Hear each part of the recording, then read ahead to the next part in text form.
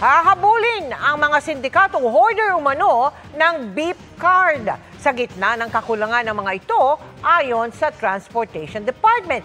Pinaalis din ang kagawaran ng ilang nagtitinda malapit sa isang istasyon ng tren.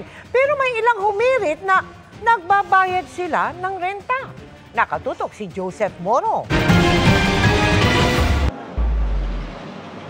Siksik ang pila papasok ng mga istasyon, mahabang pila sa tiketan, at kulang na top-up card.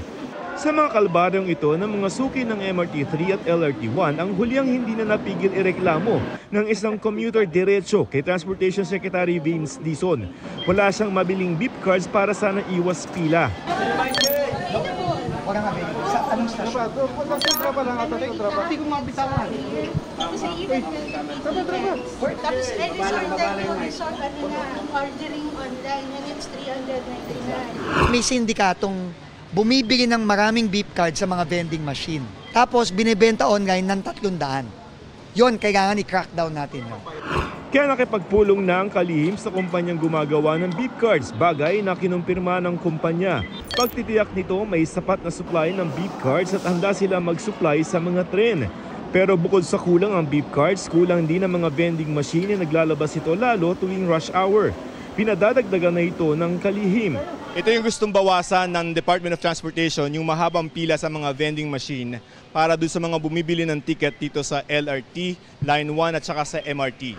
Pinuna rin ni Dizon ang mabagal na proseso para sa 50% discount ng mga estudyante at senior citizen na kailangan pang pumirma. Kawawa naman yung mga estudyante.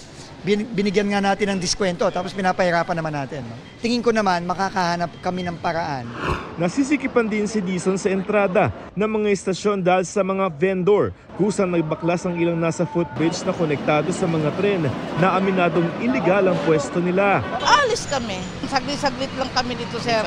Pero may ilang nagsabing may binabayaran silang renta sa Metro Point na namamahala ng mall ng karugtong ng MRT3 Taft Station.